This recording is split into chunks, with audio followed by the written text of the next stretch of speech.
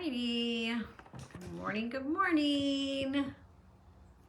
I'm doing some iPhone settings here, so Nanny, you're a secret. Oh, all right. Okay, so there goes my secret. No, I'm just kidding. I think I've told everybody. Not everybody's on yet. Not everybody's on yet. Hello, good morning, good morning. Happy Saturday.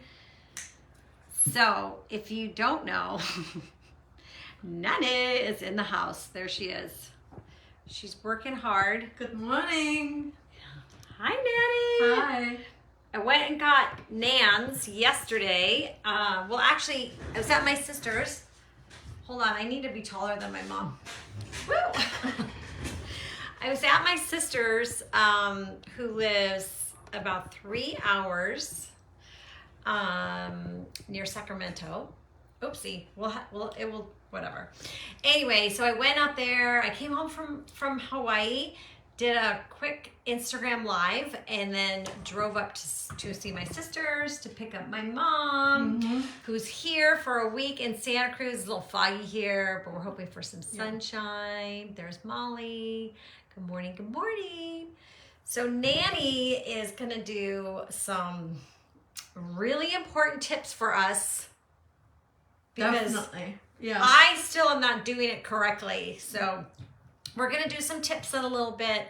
First, I'm going to show you some of my sketching from Maui, because I think you guys are going to really love it. I've got flowers to show you guys.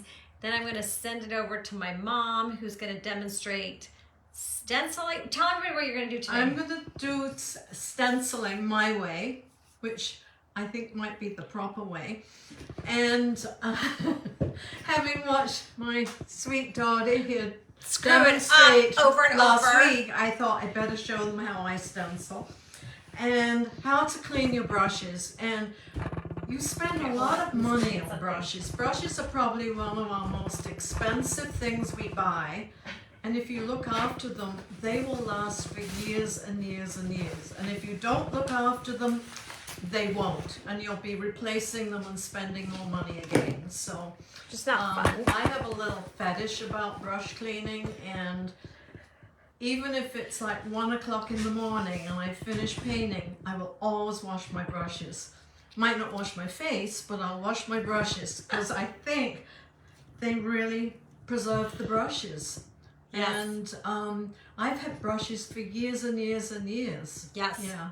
And she walked into my studio this morning and was like, oh my. We definitely have some demonstrations. We have demo brushes. So, okay. So before we do our brush schooling, I'm just going to move this a little bit. So let's see. Susanna's on. Let me get my glasses. Get my glasses on. Oh, Sandy. I was so happy. Sandy's here from Maui, and I just saw Sandy. Yeah. Oh my gosh, was that a week ago? My husband and I, we were so happy to go meet Sandy and her lovely husband, Bob. I've met Sandy before, but we went to her house, and she has, they're called, she had appetizers and drinks for us, and her appetizers are called poo-poos. What are they called? Poo-poos. Oh. But they're not poo-poos like P-O-O-P-O-O. It's spelled differently. Yeah, they're called poo-poos. So she made us like amazing poo-poos, but her husband made like the most amazing drink called Painkillers, and I will have to share the recipe with you guys.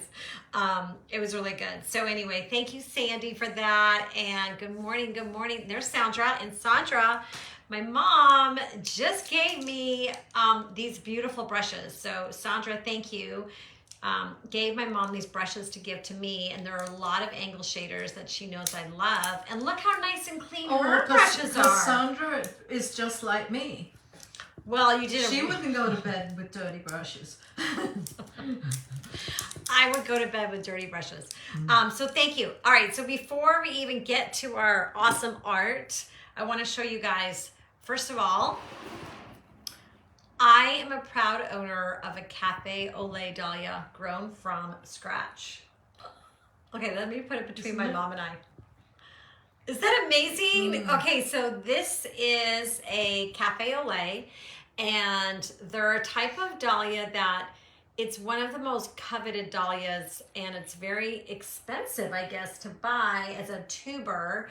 I was lucky to buy this at a, oh look, Susie's on, right there. Okay. I was lucky to get this tuber at a Dahlia Society sale. So normally they cost like $14 to $19 just for the tuber. And I got 2 of them and I'm growing them. And I came home from my sister's and look at this one. Is that the most gorgeous? So this one's called Cafe au Lait. I promise I'll get the names of the others, but I was so excited. And then this one is adorable, and the leaf structure and the petals are just slightly bit different. So they're very cool. Look how cool that one is. That's a pretty one. With the pom-poms. And I have so many. And then this one, oh, this one is more of what have been growing in my garden. And unfortunately, a gopher got to this guy. So I was really bummed about that one. But I got to grab it. And so more of these. And I put in some pin cushions. And then the one I showed you guys last week, the gopher also got to one of these stems, but this is one of those Costco ones I was showing you guys. So the Costco ones are gorgeous. If you get an opportunity to buy the bag of Costco bulbs, I'd highly recommend them. They have it's a really pretty pink. So my every single dahlia is in a basket, is in a gopher basket for me. But unfortunately, these nasty gophers, which you saw, I set a trap, so we'll have to see if I got one this morning. But the gophers are now so obnoxious. They come from outside their little underground hole and come up onto the top and just chew the stalk of my dahlias. Oh, the little drive me nuts. But anyway. This one is, I love this one. That's different. This one, yeah. I know. So I'll find the names. Yeah. You guys, by October, you'll be like, okay, we're over the dahlias. I know, I see you, little kitty cat. I know. Okay, so I am super excited, you guys. I'm going to show you my sketchbook. And for those who were on my Instagram live, you might be bored because I already showed it to you guys over there. But I think it's really fun. And I just want to show you how... all you need to do is take your pen, your micron pen, and a little tiny book, okay? I took a different book. This is the one I had in Italy. It's the same size book. They're both by Moleskine, but they might be called Moleskine. I'm not 100% sure on that one. Moleskine, I call it. I know, but we're not very good at our words. I think that's correct. You do? Mm-hmm. Okay. Well, whatever it is. So the Italian one is, what do you think this is, Mom? Like a 4 by 2.5? Yes. Yeah. And this was just a watercolor one. Maybe where 5 by 2.5. Where there's watercolor paper. And you guys have already seen this one from Italy. I don't think you've seen that one, Mom. This one is an accordion fold.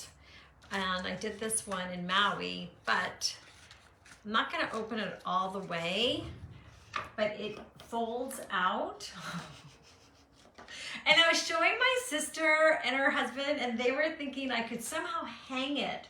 Do you guys have any ideas on how I can hang it? It's so long. I could even hang it like along my art studio wall, but I don't know how it would all hang. So anyway, I'm going to walk you through that right now. And somebody had asked 2 things I want to address that I got questions on before I forget is the color of my studio is Swiss coffee, and it's made by a brand called Kelly Moore, and Kelly Moore is just a brand name. I think you can get Swiss coffee anywhere, and it's not gloss. It's probably matte or satin, and it's called Swiss coffee. So I had that question. And then my other question is when people take classes and they want to sell the art, okay? Oh, Susie's, it is? You know, it stays in the family, Susanna. So when you take a class, and looking at my Bella Flora painting or any of the paintings, when you're taking a class and you want to sell your art, the only thing I would say is you're welcome to sell your art. I would just try to make it your style. And Patty, there's a feed in our Facebook group that's talking about this right now.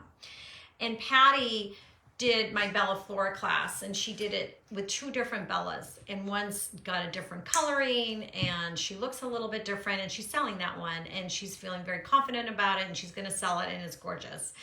I would say if you're taking a class and your product that you finish looks just like the teacher's or just slightly different, then I wouldn't sell that, but I would definitely do it again. I would take the same thing again and then just sell it when it's changed a little bit. You know, it's a hard thing to discuss, but I feel like I don't want anybody to feel like they can't sell any of the work they do from my class. I think you just have to use like a gut judgment call and make sure you're feeling good about it.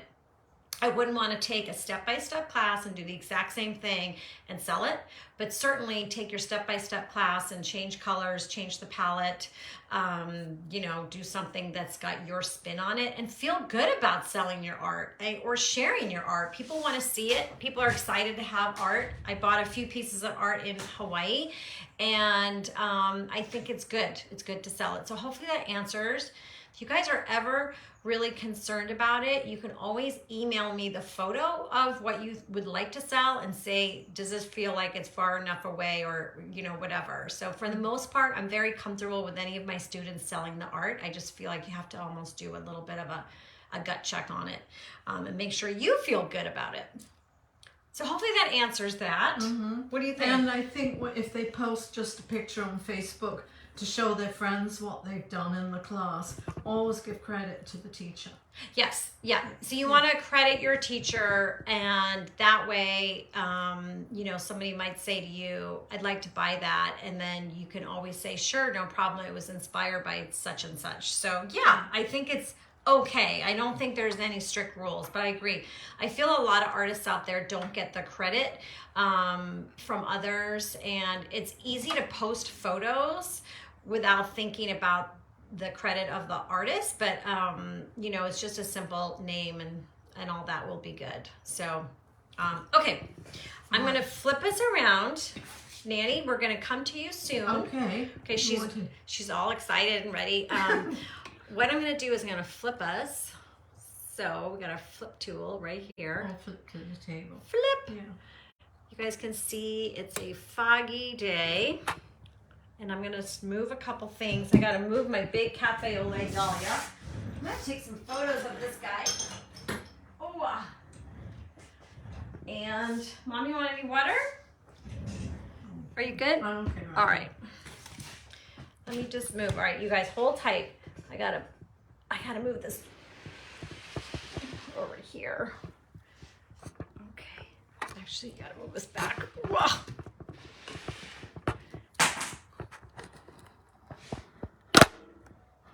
It's a little bit easier than the one I take to Buffalo, isn't it? I just flip it around. All right, you guys. So here is my little accordion fold. It's very small, and I took a micron pen with me, a number 5, and I took a bunch of number 5s with me. And the reason I did that was because I find, like, after a few days of using one, the nib just gets a little bit dulled down and smaller. Everything I took was in this little pouch, and I would stitch. Mom, you might have bought me this pouch. Yeah. I took this pouch, I put the book in here, a couple pens in here, sometimes my phone, and this would go in my beach bag every day I was in Hawaii. So no matter where I was, I had my little sketchbook ready to go. And sometimes I didn't fill in the whole thing, but I certainly could do like a little outline of it, you know. So don't ever think that if you can't finish your sketch, it's not done. You can always just do a little outline, and then you can go back later that night or the next day, or even when you get home, and keep working on it. So I'll just go quickly through this little book. I filled the whole thing in. I was super, super happy.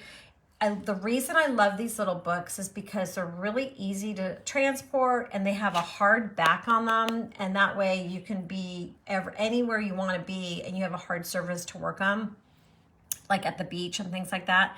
So we stayed in Maui and we stayed up north at a place called Napili Coast, and that's up on the north part, and it was beautiful, beautiful weather.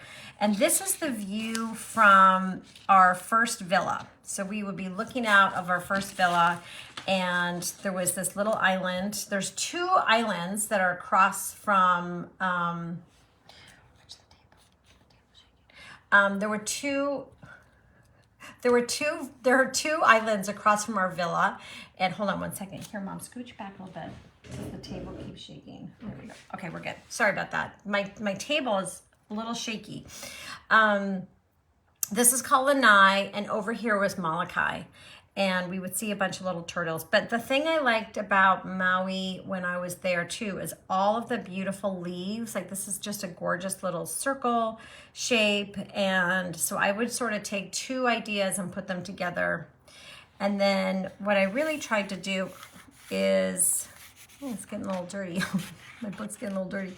Is I tried to make this horizontal line throughout the whole entire sketchbook. And it's not really anything. It was just my own little thing I wanted to do for myself. So some of these beaches will all connect, even though they don't really connect, you know, in real life. But when you pull it out, there's this continuous line, which was really fun. All right, so this one was, even though I didn't draw it, we saw a double rainbow in the morning. This is Molokai. This is the other island that you look directly across on. Of course, palm trees were everywhere, so beautiful. And this is really fun to just do some design work. These are ferns, so obviously they're not trees growing out of this mountain, but on this island, but it was just fun to kind of do different designs. And here, these just represent some of the rain we would get. It hardly rained, and when it did, it rained for like a second. You saw a beautiful rainbow and it was done. Summertime's a great time to go to Hawaii for if you wanted to make sure it's dry and the weather was like 80 every day. Sometimes in the winter and the spring, you can get some rains there. So this is Wailea Beach down south a little bit, and there was a huge swell when we were there, one of the biggest they've had in a decade. And this swell brought the beach like all the way to the edge. It was a long, adventurous day with my husband and the kids, so I call it Mark's Adventure. That will be shared in a blog post. Too long to write about here, talk about. This one is just the big swell that we were getting. Like, where we stayed is pretty calm, and the swell was so big, like in these coves where normally you would just snorkel were gigantic waves. So they were really fun to watch. There's a lot of volcano black rock and white sand in Maui. So for some of the rock, I just did some line work, and that was really fun to do. Okay, and so then this one, this is just kind of symbolizing, you know, there's all of this beautiful water and some of the flowers and some of the foliage. You know, I just kind of made a design out of it. It's really nothing more than just design. It's not really anything like realistic. It's just kind of fun to do. But then I made sure I kind of connected the water line. Okay. And then this one is a really beautiful beach, Honolulu Bay. It's at the very top of the island on the north side. And it is a really good spot to go snorkeling. There's a lot of boats that come from Lahaina, which is down south a little bit. And they'll all come up to this bay because it has one of the best areas to snorkel. So just like for me to go in, you have to go through this beautiful rainforest grove that I'll show you at the back. And just with my snorkeling, which is not a whole lot, I am just, you know, not the best snorkeler, but I saw all of these types of fish there. Sea turtles were everywhere we went, were sea turtles. These are just little snorkelers back here. It was such a beautiful day, and the kids stayed on the beach. They stayed in the water snorkeling, where I got out and drew this while I was there. So it's just an easy, little journal to take with you and a pen. And it was really fun to do because it gave me something to do other than get on my phone or just kind of veg out. So there was a few paddle boarders in there. And then at the top here, there's this ridge right when you're sitting looking at the bay. And then behind this ridge are like dirt roads and another couple places to go. Another couple beaches even more secluded. So Honolulu Bay is all rock. There's no sand there. So you have to almost be prepared to wear, definitely shoes, like good Tevas or something like that. But it is worth it. And the view to get there, it's worth it. So there's some beaches that have sand and some beaches that have rock. In Kauai, it's mostly sand. But so when you're on the island of Maui, you just want to check and make sure. I found a really good website that I'll link in my blog next week on the 25 best places to snorkel and the beaches. And then I'll describe each one. Okay, so this one is looking across from my lanai. On our first place, we had 2 different places we stayed, and this is my dream house. This house was across the way. Palm trees, rocks, beautiful. They have a sunset and a sunrise view, which was incredible. And then, sometimes I didn't fill in all of the details, but I just put little notes down here on what it was. This is the view with Molokai right here. So depending on how much time I had, sometimes I would go in and add line work for the shadows. And sometimes I would just leave it. It really just depends on what your mood is. And then I connected this little island to this view. And it's still the same island. This is still Molokai, but this is a view from our next place that we stayed. We moved up from the Pili Coast to Kapalua Bay, and this was in the Ridge Villas, which was so beautiful. It was a little higher up. You got a great sort of overview of the water and a few little beaches, and our beach was just a 2-minute walk down this little road right here. The trees and the flowers were gorgeous, and all the rooftops were so pretty. Loved that one. Okay, and so then this is our beach. Honolulu Bay was where we stayed, and the beach really reminded me of the East Coast, where it was like sandy with grass and wooden planks. So this was, you'd walk down here, and this was an all sand beach. This tree was not in the view of this beach, but I love this tree that was at our pool. And there's a lot of trees in Maui and actually all over Hawaii where you have orchids growing in the tree. And they kind of, maybe somebody planted them at one point, but it's like a staghorn. It's just like this clump of the orchid, and it can live in the branches. And I thought that was so pretty. I know, Basil. This was a white orchid, and I just what I did was I did the tree first and put that in the foreground, and then I had this space behind here to work on combining the beach and the tree. And then always above Molokai are little clouds. They're always there, and it was so beautiful. I was talking on the Instagram Live. There's a book. It's called The Daughters of Molokai, and it's a great book. And it's all about when people had leprosy, they were sent to this island that we got to see. So I thought about that a lot. I'm sitting there looking at this island thinking at one point that was a colony of all these people who, it's so sad, they were all sent there. And they would be looking back at Maui, and you can go to this island now. You can take a ferry. It's an hour ferry from Maui to get over there. And it's definitely a lot quieter. There's some beaches. There's not a huge infrastructure over there, but I thought about all of the communities and the people.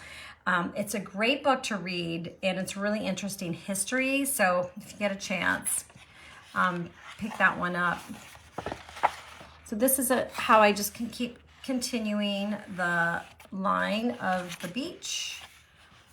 So this is just one of the rainbows, but when I was outside the lanai of our bedroom, there was this plumera tree, and I just love the shape and the lines of these branches. And they had these big, beautiful green leaves, and then white little flowers, or there's pink. There's like pink or white plumera flowers in a lot of different places. And then these ferns were so pretty. They're bright, bright green. So I have a whole color palette in my head of Maui now that I want to do some artwork with. And I don't think we'll have time today to show you my paintings. I'll do them next week because of my mom, and I really want to do these techniques with you. But I did some paintings with a color palette that I just felt like that was my Maui palette. And it definitely had Kelly green, turquoise blue, what was my other? Turquoise blue, Kelly green, white. There was a lot of white there, indigo, and a couple other colors. So I'll be sharing that with you guys over the next couple weeks. And then this one is our favorite beach. It's got a nasty name. It's called Slaughterhouse Beach. It's the one beach before, because these are not really, these are kind of in order of how we visited them. But Honolulu Bay is at the top, and the next one down coming south, so around this bend is Honolulu Bay. So this is Slaughterhouse Beach. It is the most beautiful beach I've ever seen. One of the most beautiful beaches I've ever seen. I think Hawaii has a couple that I love even more, but this one is the turquoise blue, was so blue. It was like, I'm gonna show you, it was like this color. It was just absolutely gorgeous. And we went a few times, and every time we went, there were turtles, you snorkeling like right up at top. You didn't have to go more than 3 feet to see beautiful, gorgeous fish, because this whole area right here is a coral reef. And, you know, you would just hang out. And this is all sand. So there are some beaches that are rock and sand, and then it's kind of a bummer when you're like, you know, you don't know there's big rocks there and you jump on them. But this was all sand and really secluded. Like, people do not go up north. They go to like the 3 or 4 touristy spots on the west side, and they don't really venture up too far because it's kind of a drag to park. For both of these beaches, you have to park high up and walk down. And some people just don't like to do it, but then it's less people on the beach. And this guy, it's an Hawaiian sea turtle. And when we got to the beach, this guy was coming out of the water, like inch by inch by inch by inch, got up to the top and just hung out with all of these people just watching it. And I was so worried because my sister is on the East Coast, and her husband takes care of the sea turtles all around the coast of Georgia and South Carolina and Florida. And so I texted them right away, and they said, no, the Hawaiian sea turtles, they actually love to sunbathe. They'll come out and bathe in the sun and go back. They're not just coming out to nest. And so I was super relieved because I was worried about that. And then this is a beach called Kahana. And this is another thing you can do when you are doing sketchbooks, is that Kahana is a gorgeous, beautiful blue beach, like blue, blue, blue, turtles, gorgeous. But there is a road, their little highway, their little road highway right here, and a big condo right here. But I chose to take those out of my sketch. So think about that when you are somewhere traveling. Maybe there's part of a view you have that you really want to remember, and you don't necessarily have to put the things that you don't love. So I did not put those in here. And now when I look at this picture, I'm thinking, oh, that beach was so beautiful. And then this is the last page. And this is a page I did where I outlined it when I was in Hawaii. And then on our 5-hour flight back, I pulled it out in the last hour and really worked on it. And that, let me tell you, that really makes the time go by on a plane. It's easy to do on a plane because you have a little tiny tabletop, and this fits, you know, perfect. So to get to Honolulu Bay, which is right here, you have to go through a grove. I call it a rainforest. It's probably just a grove. And my sister and I were sharing photos because she was there last year or a year and a half ago, and she went through the same grove and had the same feeling I did. It's like you feel like you're in a different place. It's so dense in trees and vines. You'd think monkeys would be like flying through at any minute. It's super quiet. No one's there because you walk through here to get to that snorkel beach, and it's not really trafficked. So I could have literally put my chair down here and stayed there and painted. And I have a painting from here that I did that I'll share next week, but I just wanted to show you that, you know, when you're sketching, you could just do a quick outline, take a photo with your camera or your phone, and then use that for your reference, and then continue it at another time. It doesn't really have to be like right then on the spot. But this was just the most gorgeous tree. It was a tree, like 2 trees, I think, were combined, and it went on and on and on forever. And then, you know those big Monstera, beautiful indoor plants? Well, they were all like wrapped around these trunks. And this tree, the photo I have, I'll put in my blog post, but to stand here, you were like this big. I mean, you were so tiny. This tree is gigantic. It's hard to see the perspective and the, not perspective, but how big it is, but it was gigantic. Like, these are huge, huge, huge palms and ferns. And anyway, so that is my little book. And I have to figure out how to hang it, I think. And anyway, I really, again, encourage you guys to do your little journals. So now I have quite a little collection. So I think every time I go away, I will grab a Moleskine, take some pens, and get to work. All right, so now I don't even know what time it is. I know I've been chatting. It's 10:30.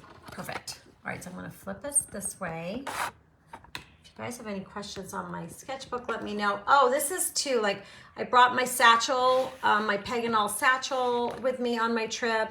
I used those and a few watercolors. And, oh, you know what? I want to show you one thing real quick before I flip us over because it's great reading. So a really good friend of mine that I met at one of Jean Oliver's workshops, her name is Diane. She has a company called Blue Dye. And that's her Instagram is Blue Dye, okay?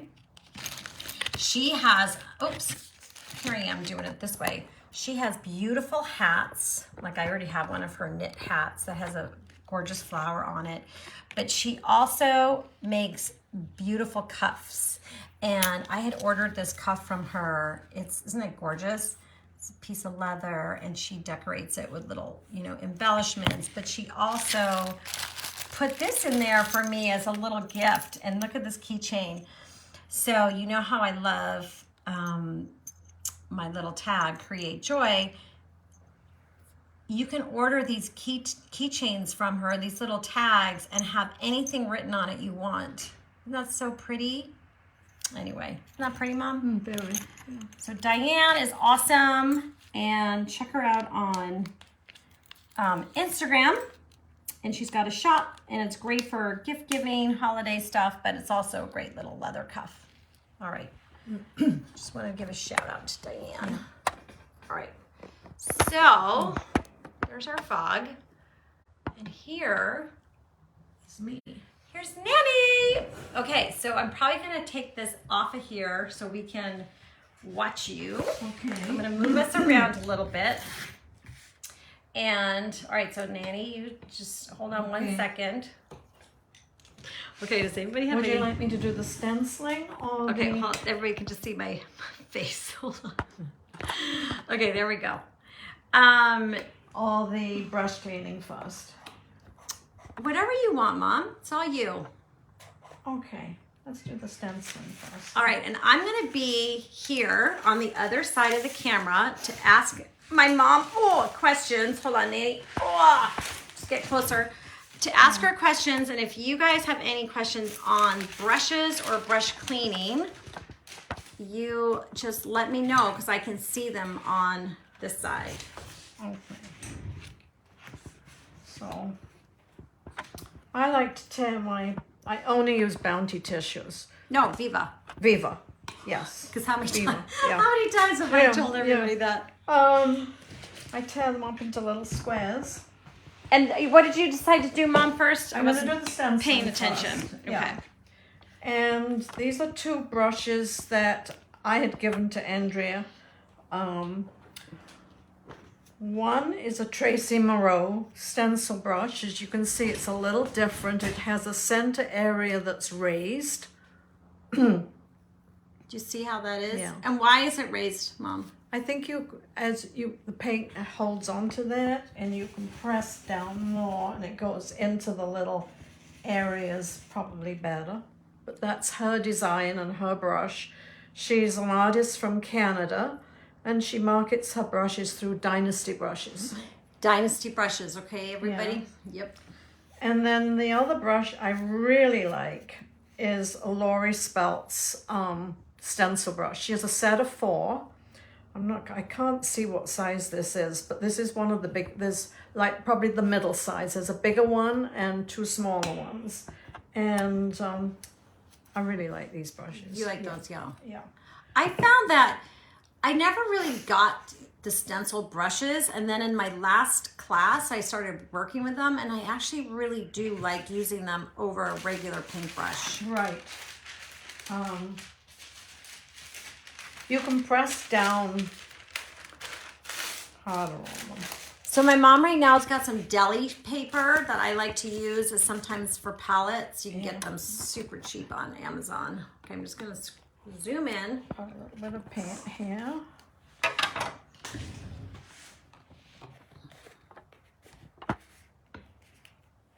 I'm going to use this one. Dry brush. Oh, wait, don't wet your brush first. Get there because Yeah. I'm only concentrating. Yeah. Mom, there's a question already on what is the name of the brushes again? You have 2 different stencil brushes. That are mine, yes. Yeah, hold this one. Tracy Moreau. Okay, so this one is Tracy Moreau, and it's spelled Moreau. Tracy Moreau. And I How believe that beautiful brush is these. by Dynasty. Dynasty makes them for her. Dynasty makes them for her. But you know what? You could probably Google her name and it will come And up. go on the Dynasty website would have them. Thanks, Linda. Okay, then this one. Is Laurie Speltz's brush. Lori, and my mom really look at That's this. the I think one. I ruined this one. Yeah, it will be okay. Laurie Speltz. How do you spell her last name? Speltz. Okay. And she sells a lot of stencils on her website. So she does a lot of stenciling. Okay. And so brush is dry. You're not going to wet it. Okay, no water first. Yeah. And then I'm just gonna hold on. I'm just gonna take this off. I think it's easier for us to. I put my paint in. Okay, and so one of the things that my mom likes to do is really work the paint. See how much she's doing on her stencil brush? Yeah, not taking wet paint to a stencil, but just moving it into. And this is Nova. I color. used Genova. Yeah, it's dioxazine violet, which I love. Okay. At home, I would anchor my stencil with a little bit of sticky tape. Oh, I'm wow, just you're gonna so fancy. gonna Really? hold. Well, if it moves, it spoils your whole stencil. Okay. Yeah. So I'm taking this and I'm swirling it. See how that stencil moved then? If it was stuck down, it wouldn't do that. Circular motions. Pressing quite hard because you've taken all the wet paint off. Now I don't know what stencil this is. Maybe it's a Joanne Sharp. It's not a stencil girl, but my mom picked this. See? Yeah. Look how pretty that is. Yeah. So, circular motions. I've still got quite a bit of paint on this brush. And so we talked to yesterday about when you have a lot of paint, because you saw how much paint she put on it. And wiped a lot off before I started. And wiped a lot off. So there's some things you can do when you have a lot of extra paint on your brush. What is that, Mom? Dry brushing. Dry brushing, and you can add that paint to your canvas. Yeah, so there's my stencil. And like in the Bella Flora class, we'll take whatever's left here. And I would wipe some off the dry brushing. And then see with the dry brushing, how little paint you need. But you're using a lot of pressure. And you could do that on your canvas as a layer. Lots of different ways. Cheryl, did you get your sound back? Hopefully everybody else can hear us. That happened to a couple people last week on their own phone, so just check your audio. See how smooth that is when you don't have a lot of paint on your brush. Yep. Okay. And so, Mom, you really were rough on the brush. Yes. That's okay. And these brushes can take it. They're made for that. Okay. Yeah. They're made for it. So my mom and I have different approaches to stenciling. Sometimes she's a little bit more Precise. Precise. That's exactly the word I was looking Yeah. for. She's more precise than I am. I'm more of a sloppy stenciler, but it all depends on what kind of art you're doing. I mean, some people use stencils when they're decorating their furniture, when they're working on a pattern, and it needs to be really precise. Then stencil brushes are a great way to go. Right. And definitely anchor your... Don't just rely on being able to hold it down. If you were precise, if you're sloppy, If you want to be precise, yeah, if you're anchor it with some sticky tape. Okay, and if you're sloppy like me, you just go for it. Yeah. Right? I really love this color. I know you did. That's why I picked it. I picked that one out for Yeah. you. All right, Great dry brush, great dry brushes, great stenciling brushes, both Okay. of them. Do anybody have a question on stenciling brushes before we go to cleaning the brushes? Because that is a big deal with my group. Because we're going to clean that stencil brush, right, Mom? Yes. All right. Well, let me know in the comments if you have any stencil questions. See how much paint is still on the brush. I know. You could be Dry brushing. Yeah. You could be taking your brush and going to many different projects you have. You know what? If you have extra paint, go ahead and put it in your art journal. Like put some down on an art journal page and then go back to that page later. All right, so let's get to cleaning it. All right. So you can just Some put that people too do not clean their stencils. I don't. I do. And why do you clean your stencils? I don't know. There's just something about. I just don't like dirty stencils. I don't mind a dirty house. I just don't like my dirty art stuff. So my brushes and my stencils will be clean. And I'll just throw this in a bowl of water with some dishwasher detergent and let it soak for a while. Okay, but there's and be very careful cleaning it because some of these areas are quite delicate. Yes. And you can spoil them. So yeah. So you clean your stencils and I don't clean my stencils. But for brushes, it's important. Okay, so Rebecca has a question. It's a good question. Yeah. What about with a medium creating texture with a stencil? It's hard for me not to smear. Have you ever done that, Mom? I've never done that. If anybody else in our group has done texturing with stencils, let's get back to Rebecca because I would say I don't. That it wouldn't need to be a very liquidy medium she's using of texture. Because if it's liquidy, it's going to go underneath. It's gonna slip under and spoil her stencil. Yeah. And maybe instead of swirling, Yeah. she would stipple it on. Yeah. So it doesn't go under the edges. That might be a good. She should experiment and try stippling, using a brush and just stippling it on. Yep. Okay. And let us know out there if anybody has done that. Yeah. Okay, good question. Can't answer it, but good question. All right, so let's clean. Let's start with this brush. Yeah, so what do you... I used a very heavily pigmented paint, so I will take hand sanitizer. Okay. Hand sanitizer, we all have it. Yeah. It's all in our house.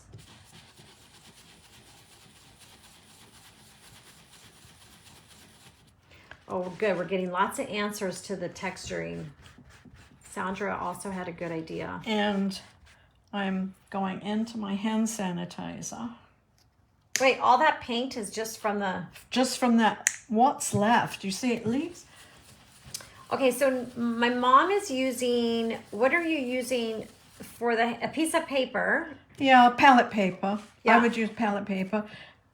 And my paper towels. Now, don't you think, like, if you had all that paint, you would just put it in your art journal? You can do that. I still had a lot left Yeah. on there that I could have Yeah. been stenciling. Yeah. Yeah. Other stencils. Yeah. Yes. So if Yes. you have extra paint and you want to stencil, grab your art journal and stencil. If not, and you need to clean it, this is how we're going to clean it. And if you wanted to change color, you've got to clean your you brush. got to clean your brushes. So I've got rid of a lot. And she still haven't touched the water. Right. It's just the hand sanitizer right now. So now I'm going to wet it a little bit Now in she's my putting brush. it in water. And see how much paint is still in there.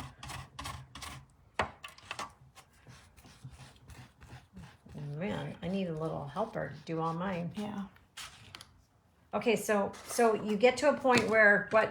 I'm using the Master's brush cleaner. Okay, wait, I have a question. Could you only use hand sanitizer to do the whole thing and keep doing it? Yes, you could, yes. And I tell you, I have had a really expensive brush once that I forgot to clean. Mm-hmm.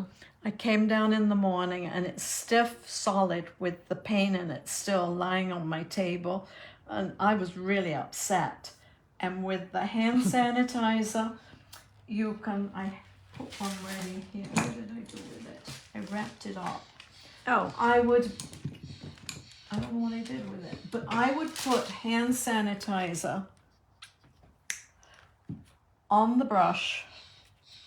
this is if you have an old brush like the next day you forgot about, like me.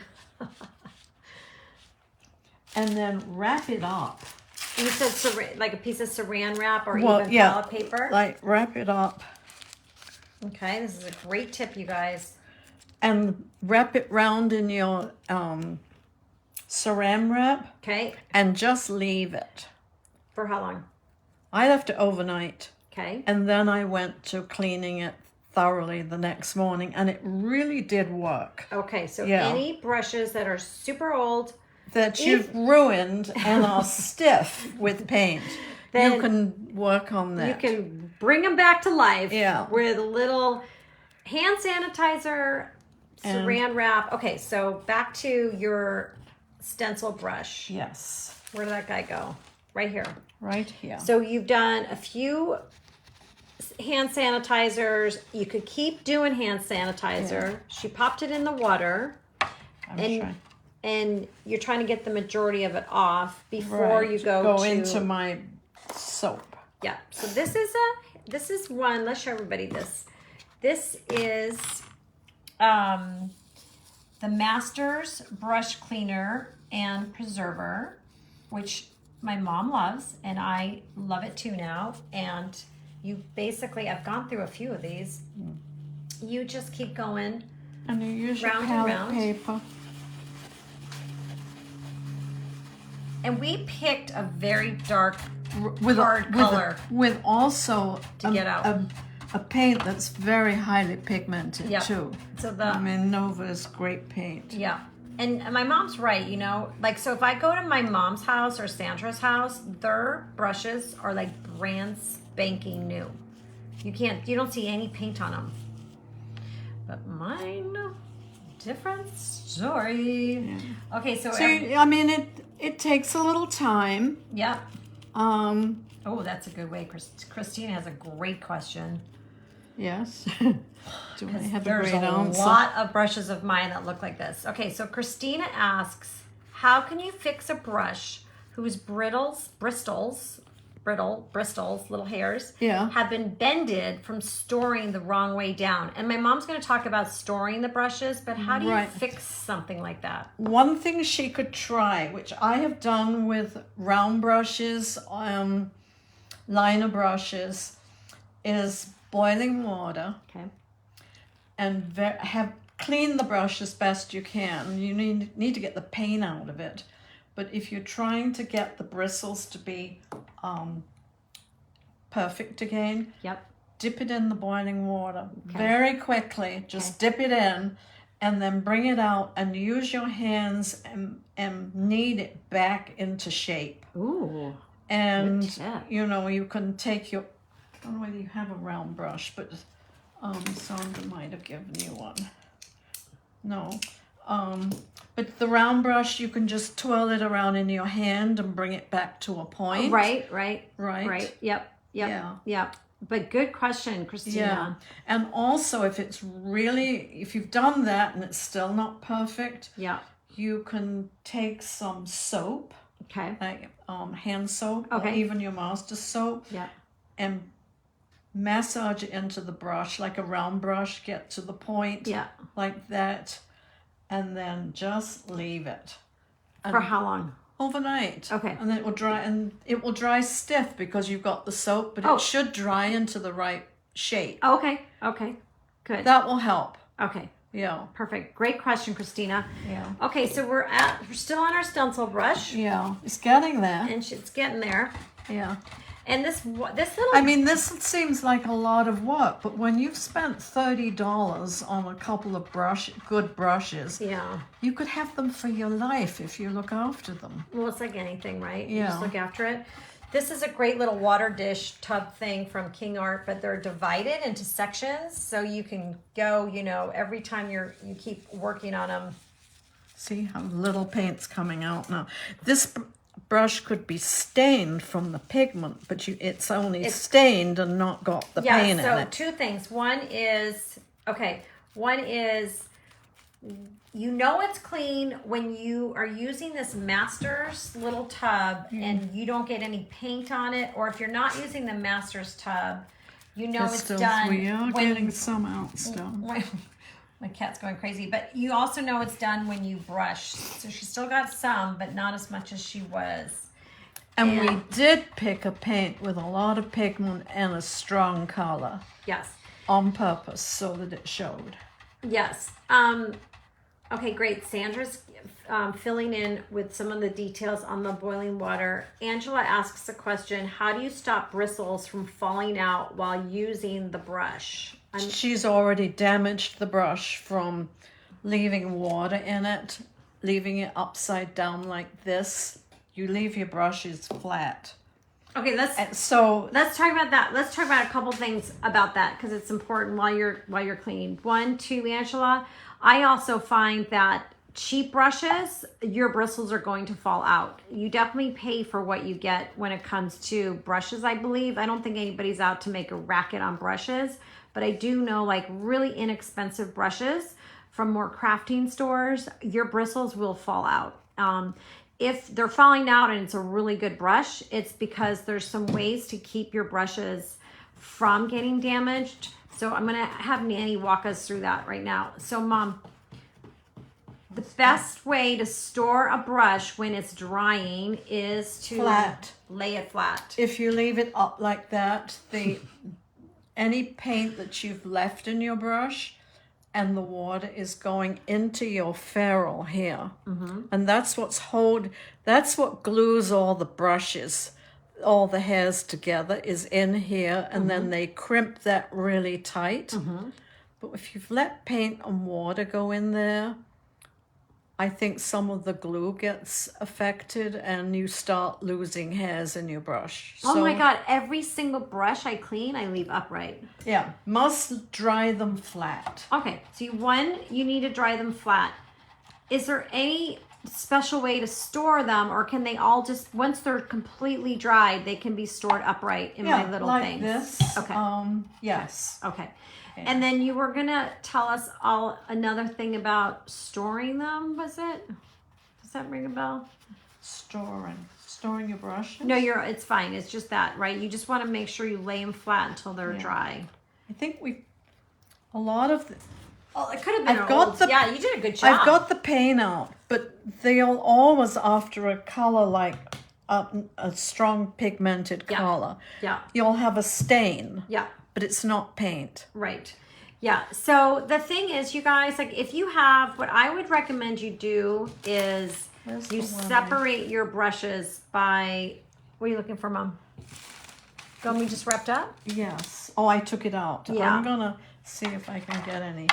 So, okay, I'm gonna answer that in 1 second, Angela, because we're gonna ask my mom. And the thing is, like, I would recommend that if you were just starting out and you wanted to buy a couple really nice brushes, that you then put them separate, and you start to separate your brushes into like crafting brushes and painting brushes.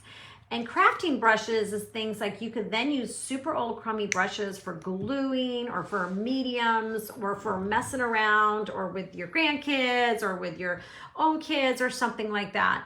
But when you have really nice brushes and you're spending a lot of money, then I would start to separate them. Right, Mom? Right. And then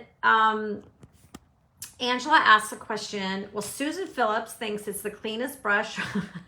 Susan. You're right, Susan. My mom says hi. And I would say that if you're going to buy a nice brush, what are some brands that you like? I have some brands that I like. Dynasty brushes are very good. I don't feel comfortable really recommending one brush before another.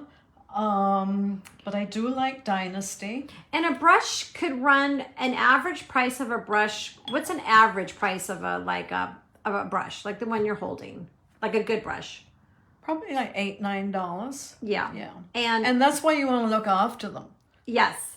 Yeah. And Corey, a lot of people want to know about the types of brushes. So I recommend, I love King Art. I've been very happy with my King Art brushes. Mm-hmm. There are other, and Mom, you guys turn me on to King Art. Right. There's other places, like if you were going to walk into an art store, would you say for acrylics that I've heard that the tie between the synthetic and the real is a good way to go, where it's a blend? I don't know the blend. You can also ask, like, I would almost too, if I was super new and I didn't know where to go, I don't think I would shop online because it's so overwhelming. I would almost go into your local art store and ask some of the artists that are there, that are working there, and say, look, I want to buy a couple nice brushes. I don't want to spend too much because you don't need to spend the highest end, but I would spend a little bit more. And my mom's right. They're all between like $7, $8, $9, $10 a brush, but then I like to buy them in sets of 4, and then there's one of each different sizes, and then you get like, I love the angle shader, and I also like the pointy, and you can get like a set of 4 in a packet, and then you just have to keep them. And that's why you have to look after them, because you've spent that money. Yeah. And yeah, a brush will. I was going to say, how long brushes for years. Now, Mom, why do you have like 400 brushes in your basement? Because I think it's an addiction. This is an intervention. There's nothing like getting a brand new brush. Yeah. All right, Corey asks, which shapes are the most versatile? I love angle brushes. Yep. And let me show. Grab me that pile that Sandra gave me. Yeah, here's an angle too. These are all, whoopsie. They all have their purpose. Yeah. Like an angle brush. I love the angle brush because you can do different things with it. Great floaters. What does a floater mean, Mom? Well, you can change your color from light to dark if you only put the paint on I like angle shaders because you can use them pointy too. Yeah. We're doing a little angle shader for you here. Well, I've got a flat brush Oh, right she got now, a flat brush. but we don't really have any clean water left, but you can. So Angela, if you are distance from your art store, then I think I'd say King Art, Dynasty, and I would start off with there's lots of sales too. There's lots of sales in places. I wouldn't pay full price to I don't know if Dynasty does sales, but I would recommend that you get like a 2 and a 4 and maybe a 3/4 inch, and you just get a little variety of some like 4 brushes, and you get a rounded one, a flat one, and an angle shader. They all come like a variety pack. And then my favorite is the 3/4 inch. I know. 3/4 inch angle. Me too. Yeah. I love the 3/4 inch. You can only put paint on the very end of it and use it just for small things. Yes, and Cheryl also says Princeton. Princeton is great too. I really like using Princeton brushes. They have them at all different price points.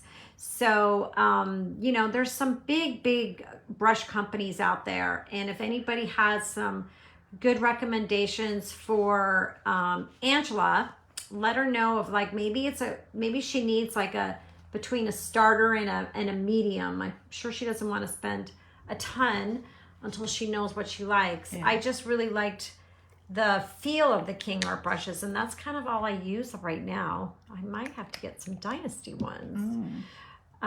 Anyway, all right, so what are you doing now, Mom? Just cleaning my old brushes? That brush that I had the purple paint in. All right, so I'm gonna flip us back here so we can, oopsie, hold on. Look at those dahlias. Oh, so beautiful. All right, Mom, we're gonna say goodbye to everybody. Oh. All right, you guys. So let's see. What are we gonna do this week, Mom? No idea. Yeah, we're gonna have fun. We're gonna have fun. Yeah. I'm taking my mom tomorrow. You know what I'll do is a little video when we're there. Remind me. Yeah. Okay. We're gonna go to Filoli Gardens, which is in Woodside, California. So it's like an hour from here, and there's an art show. But Filoli Gardens is a garden. Is a beautiful old house with gorgeous flowers and gorgeous. And then there's some artists that have their booths there. So we're doing that tomorrow. That sounds great. Yeah. Yes. Yeah. All right, let's see what we. And it's beautiful here. Yeah. Yeah. Thank you, Nanny. Do you recommend different brushes for watercolor and acrylic? Oh. I'm not a watercolor artist, so I use them both. Them both. But here's what I have to say is I love to watercolor and I love to do acrylics and I mix them. But I do think it's better if you really are finding you're loving watercolors. I really think that you should separate them when you get to a point where you really want to get into both mediums. The acrylics, I think, are a little bit rougher. Right. And also on watercolors. I do some oil painting, and I have a complete set of brushes for my oil paints that I don't use for my acrylic paint. So if you got an expensive watercolor brush, I would just keep it strictly for your watercolors. Yeah. Look what Patty wrote. What did she? I can't read that. No, it's too small. It says, Heather, did you ever think you'd be so famous? Oh, Patty. I love watching you too. Thanks, Patty. Yeah. She is famous. I know. I feel like it was just October. So I'm going to be out visiting my mom in November, and we will do it again. Yes. You guys will have to let us know. Like, we know we just did the brushes, but we feel like it was 2 years ago. It was pre-COVID. Yeah. So everybody needs a little schooling on their brushes.